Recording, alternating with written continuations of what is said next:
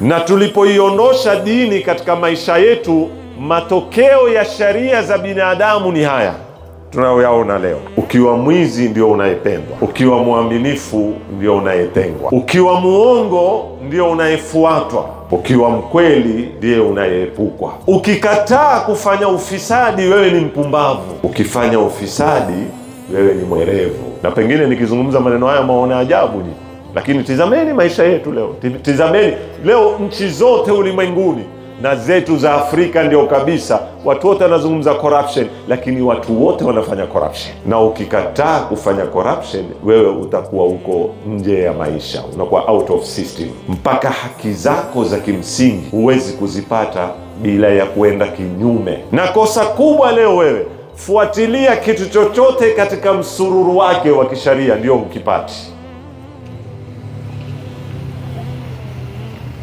Si kuna process zimewekwa za kisheria. Ukitaka kitu unafuatilia, ukitaka ujenzi mpaka uipitishwe, nyumba ijengwe, ukitaka kufungua biashara, ukitaka hivyo mpaka mwisho kuna process.